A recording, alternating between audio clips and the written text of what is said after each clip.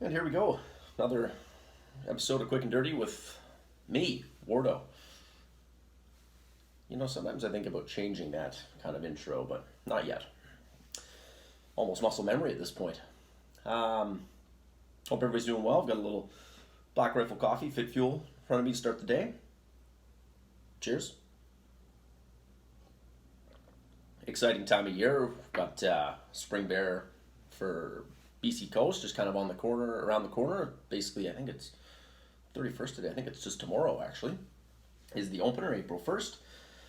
Got a lot of good weather in the Okanagan. We were just out on the weekend. A few fellas, Pete Gooch, Adam Yankee, Ben Storak, James Ness, and myself were out for a couple days, poking around, seeing what we could see, which wasn't a lot, as per usual. I had a couple of cams set up with some high sensitivity and went through 5,200 photos and probably about 300 videos of a total of 1,400 videos of wind and shadows and a small buck. So anyways, lesson learned, sensitivity needs to be lower. On the bright side, one of my cams was a cheap POS from just off Alibaba, and it works just as good as the good one. So it's exciting. Just need to figure out how to turn down the sensitivity, and we'll be in action. I placed those at the end of July, and they took so many videos of wind and photos of wind that they were done in 14 days. They were full. Full of photos, so I didn't really have a lot of time frame to cover there. Quite frustrating. Live and learn. The rookie hunter's journey of placing cams. Anywho, what do we got on deck today? Well, I wanted to talk a little bit about, I posted just on my Instagram feed there, first kind of mountain run of the year. I went into the early stages of Okanagan Mountain Park and hiked up 5.5K up, and then felt pretty good, and so didn't actually mean to go that far, but there was no snow, so I was surprised that I was able to make it to the top relatively easily, and then ran back down and was just kind of going slow at first, and then started to get my feet under me a little bit more. This is maybe my 8th run of the year. I did one little trail run with Yankee, but this was my first one where I really sent it, and I really sent it coming down, and man, it felt awesome to get the wind in my hair a little bit. I was running probably I was running sub 4-minute K pace for most of the way down. Man, it felt good, and the reason it felt good was because I'm one of the strongest I've probably ever been with just straight strength work in the gym for the last quite a while. Since October probably. All I've been doing is pretty much squatting heavy and deadlifting heavy, and then some single leg work on top of that, but really just focusing on strength goals like that. That's it. And I'll be transitioning out of just strength into like a little bit more strength stamina and some like wave type stuff to try and keep strength high, but I also need to up that strength stamina, and what that strength stamina is the ability to say take 80% and then hit it 80% of your 1 rep max, and maybe hit it for 8 and have a short rest, and then another 8 and then another 8, so on and so forth. 5 to 8 anyways, I should say. So, and that's kind of where I lie. If you're a true strength specialist and have an extremely high 1 rep max, then that's that's going to be a little bit lofty, most likely. But for the most part, you feel this with a lot of guys do this with bench, but they don't do it with kind of squat and really just any leg work at all. Is you kind of get under it and you hit a quick set of 10 at 155, and then you hit a short rest, and then you try and hit another set, and then you try and hit another, you maybe try and knock out 4 or 5 sets with relatively short rest, and you end up just dying, right?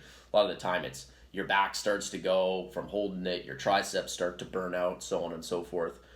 But I mean, the same in the legs, right? And if you and up that strength, stamina, and your ability to recover, I mean, it pays dividends, right? Like that's kind of where you want to sit. And I'll pump the tires of CrossFit again. They do usually a pretty good job with that.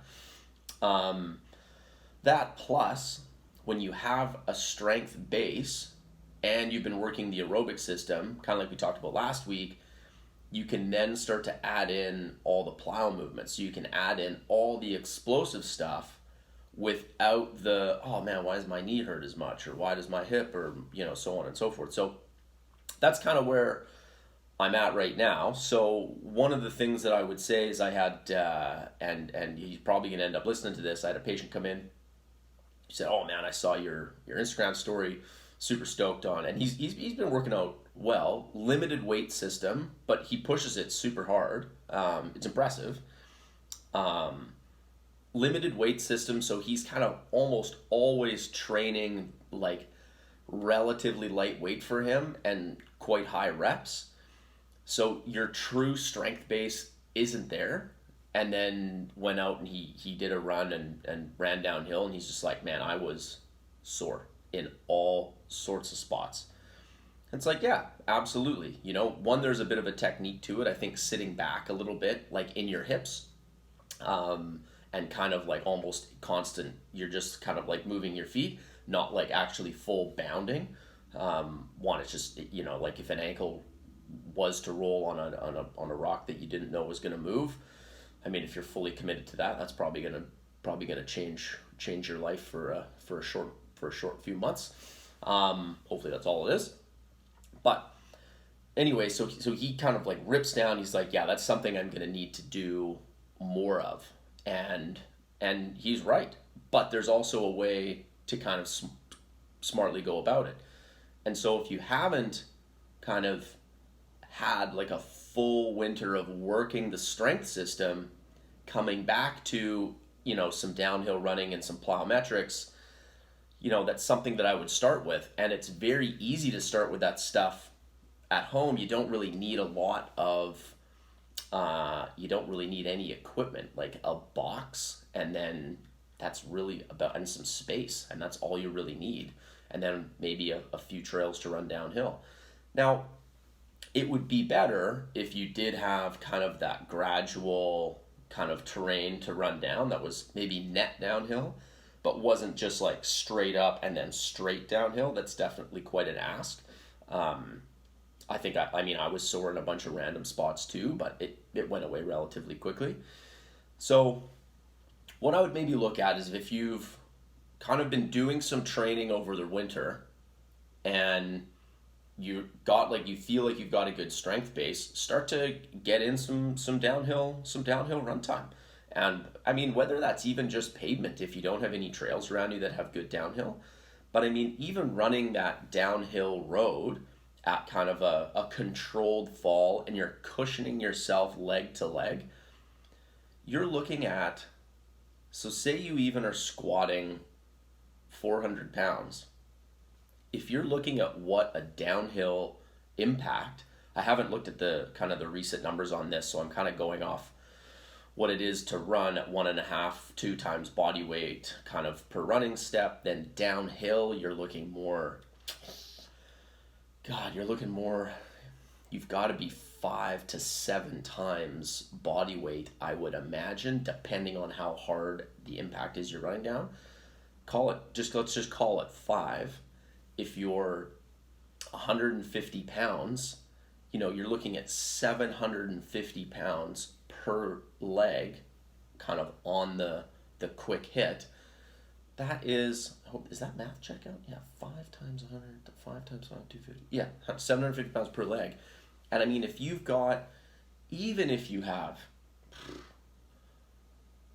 out there and you run 8K, and even 2 of it is downhill, you've got your hundreds of steps per leg, lands per leg, is why is 750 pounds. So you're kind of getting like a quick shock through the joints, and through the tendons and through the musculotendinous junction. That's where the muscle meets the tendon. That stuff is unbelievable for those long descents with weight, shitty boulder field, so on and so forth. Honestly, I think worse than a boulder field, I mean, I hate hiking fire road. Like if you've kind of, been lucky enough to bonk something up at the top and then you're like, oh, we can punch out to this fire road and go all the way back down to our truck or our base camp or whatever. Some of the steep fire roads in BC, man, like I feel like I'm just lazy on them too. Like I just kind of like thud, thud, thud, and then I get halfway down and I'm like, my back's fucked and everything hurts and so on and so forth. So anyways, that's a lot of weight. So if we think about that from the paradigm of, man, if you haven't been putting high loads and a lot of time under tension under the tendons all winter, and then you're like, I can't wait, and you just go out. I mean, I hope that, if you do that and you're like, I feel fine, this guy's just being such a bitch. Fair enough. But the smart way to do it is to get out there, run some smart way to do it is to have been training strength all winter, bit of an aerobic base, and then start to slowly push up. So, like I did kind of 6 runs or so, flat, kind of like, rolling terrain, just road. Then I hit a trail run that was relatively chill, and then my next run was a full-on mountain run. If you've been hitting this all winter, a la Cam Hanes style, then, like you're fine. Like that's all Cam does. Like I don't see him hitting a ton of legs in the gym, mostly because he runs a marathon a day. Like he's fine. His tendons are made of iron anyways. So that's no big deal. And then really quiet.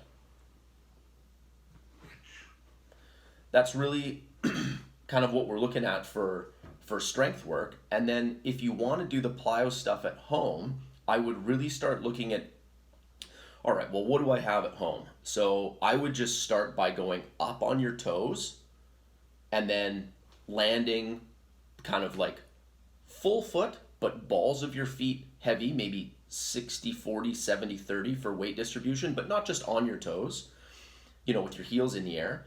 I would do up tall to land, back up tall to land, and I would do that for maybe 30 seconds on, 30 seconds off. I think would be extremely beneficial. And that could be kind of, you'd maybe do, let's say, 4 to 8 sets of that, depending on how kind of fit and trained you are. So high, up on the toes, land in a split. Then I would start doing that. Also, my next set would maybe, if you did 4 to 6 of those is fine. Then I would go from a split stance, so my right foot in front of my left, up on my toes, land in a split. So you're kind of landing in a semi-lunge position. You're not going very far down. We don't need a full, like a plyometric jump lunge. And I would maybe do 4 to 6 that way. And then I would maybe switch, go left foot in front of right, and I would do 4 to 6 that way. So just up tall and then land. And that might be it. And then that maybe is good. You could do that for a workout. And then your next workout, you can kind of do something super simple. You can do like 60 seconds on, 60 seconds off of just ankle hops. So keeping a straight knee and just like your ball of the foot is kind of bending. You can just type in ankle hops on Google or just ask me via the gram or whatever. 60 seconds on, 60 seconds off for, again, 4 to 6 sets would be awesome. You're looking at getting maybe 150 to 200 touches. A touch would be per jump. That's kind of what I would end up working on. And then that would be that would be a great system for like a week, maybe 2, and then see how you feel. Again, you're still doing you're in your road runs, but you're doing a little extra plyo work on the side.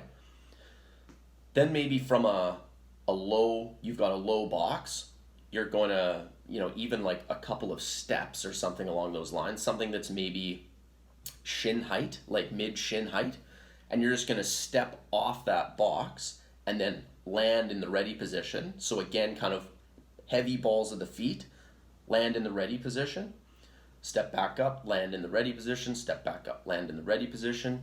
And I might do, again, something like 60 seconds on, 60 seconds off. Again, not going for as many reps as possible, just like full dummy, just kind of work with that time frame. And then I would again maybe do that for 4 to 6. Then again, we can kind of step off the box, land in a split squat, step off the box, land in a split squat, so on and so forth. 60 seconds on, 60 seconds off. Go back up to the box. If you were landing right foot forward, then come back, land left foot forward. And it's going to be a little awkward for sure. But again, you need to be quality in a split stance position because that's kind of how you hike down a hill, right? So working from there, then if that's all feeling good, then we want to maybe start rebounding that box. So you'll kind of step onto your little low box, step off, and then kind of land and immediately explode as high as you can. Then I would go again, 60 seconds on, 60 seconds off, step off the box, split stance, land, spring up as high as you can, and then switch to the other foot.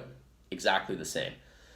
If you did a kind of combination of those a couple times a week and then started doing some more split stance work, with lunges and that kind of thing, started to get your running in, and then started to get some downhill running in, all in a gradual kind of return to form idea, you'll be miles ahead of, and you know what else you'll do? You'll probably tease out any little like nagging injuries that might come out later in the season when you really don't want them to. So that's what I would do. So here's the other thing though. When you're asking your body to do more, you have to fuel it back up. So that's where anything joint health related, like the omega-3 kind of joint health supplement from Wilderness Athlete is great. I mean, there's tons of supplements out there. That's one that, obviously with them coming on board, with the podcast, that's one I've been hammering quite a bit, and it's super good. It's quality as well. So, but anything, if you've got something in the, I would be hammering that high EPA like I talked about before. It's going to be great for joint health. Anything as well, like it's natural anti-inflammatory, right? Like that's just good stuff. CBD oil, like the CBD tincture, like you put under your tongue, or just out of the dropper bottle thing, kind of at night and in the morning, maybe depending on your size, 15 to 20 mgs at night and 15 to 20 mgs in the morning if you're working out really hard. Even the bars aren't bad. I find they don't translate into the skin very well though. Like they're kind of oily, so it's a bit annoying. Just because it feels like you got grease on your leg or wherever for a while, but I still use one. I use a Relief topical bar. That stuff's all extremely important. So don't just ask your body to do more and not put more back into it. And then of course the base, the bare bones, the base, the minimum of all of this is really smashing your sleep. Like great bedtime routine. I'm going to probably talk about that here at some point on the podcast. Great bedtime routine, great nighttime supplementation if needed. And then on top of that is obviously nutrition, right? Is a lot of people like, Yankee and I would talk about, he's like, man, after deadlift days, I'm just smashed for a couple of days. And it's, it's a simple fix. I would probably start with eating more carbohydrates. Some people do really well with them. Like when I'm full training mode, cycling a ton, asking a lot from my body, running in the weight room, I end up eating at night. I just eat a shit ton of carbs, like after heavy days in the gym or long days on my bike. I'm just eating at night. Usually I'll whip up some noodles. Like I've got, I make most of my own pasta. That's not a flex. It's just something that I like to do. So I'll eat probably 300 to 400 grams of carbohydrates, like damn near before bed. And I wake up and I just feel superb. And I only do that on days where I've really been training hard. It just works for me. I'm not saying that works for everybody. Some people might cringe a little at that. Rice with a little bit of butter and some soy sauce on it is really good. Mix an egg in there. It's delicious. It's an easy nighttime snack. Even just some penne noodles with some, with a little bit of butter sauce on it, or just olive oil and pesto. Like it's just delicious. So there's no excuse. That's a lot of stuff today. Shoot me a message. Guys, bear season around the corner. Let's get fucking training, and here we go. Cheers.